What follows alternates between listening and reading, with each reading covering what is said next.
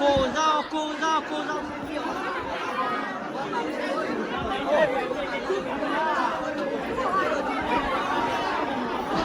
Đây bố nhá, bố phải quay phim nhá.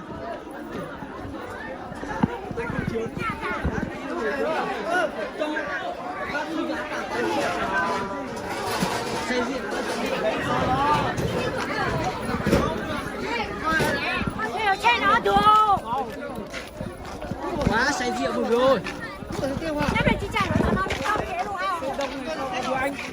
Vụ đám cưới say rượu nhất ở vùng cao bởi vì muốn mà má mì tím ạ. Muốn mà má mì tím mày mà mì tím à. Mì tím mà.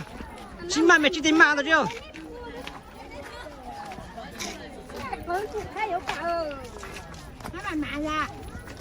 Đã ta chỉ bảo châu chiến luôn à.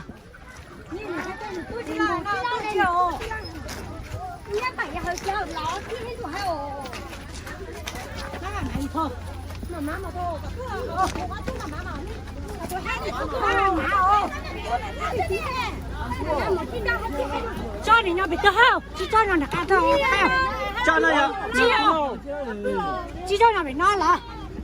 Khi bị nó bị nó. Mẹ tôi nó bị nó như nào?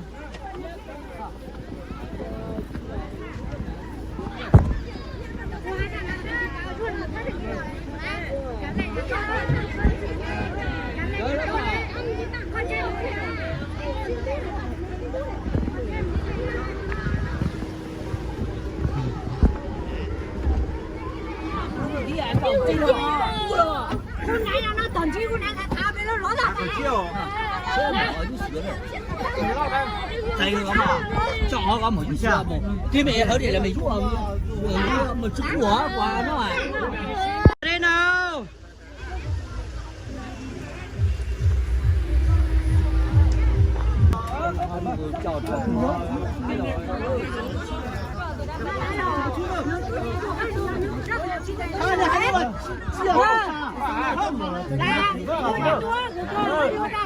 Đi đâu?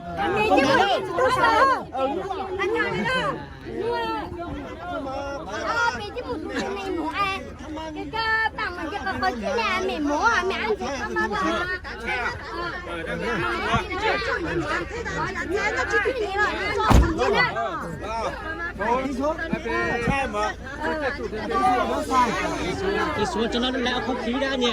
Đi đây.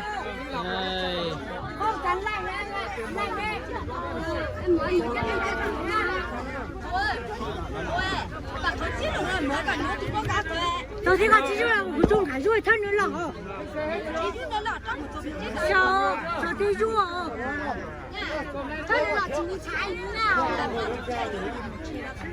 出去能这干嘛？ Ôi, lên xe đi em yêu.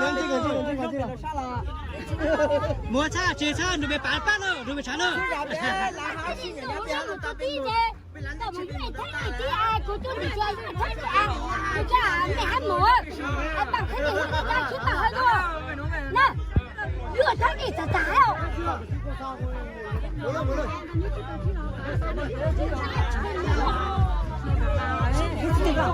哎呀，这个不安全，这不能之前的。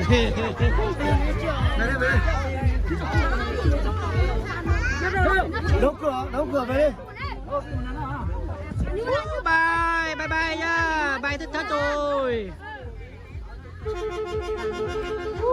Bye.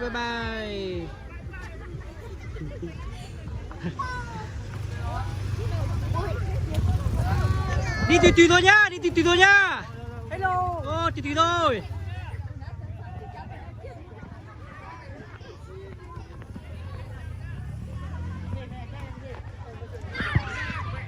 Thấy cô dâu say rượu thế phải không? Ôi dồi ôi. Đi như là phi xe tam thế này thì quay gì?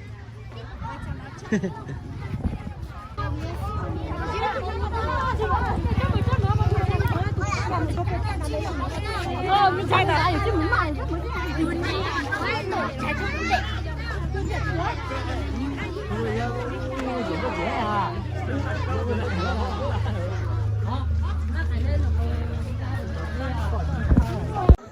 quý vị và các bạn ơi, thì hôm nay là tôi đi đám cưới ở vùng cao nha mọi người nhá. Thì vụ đám cưới hôm nay là cô dâu rất chi là say rượu. Thì do là hôm nay là ngày cưới của cô dâu thì cô dâu có vui quá nên cô dâu uống hơi quá chén nên là cô dâu hơi say rượu mọi người nhá. Thì cảnh rước dâu là có khi là cô dâu nó không nhìn thấy cảnh rước dâu, cô dâu đã say rượu quá không nhìn thấy, chắc là cô dâu chỉ xem lại cái video này thôi mọi người ạ.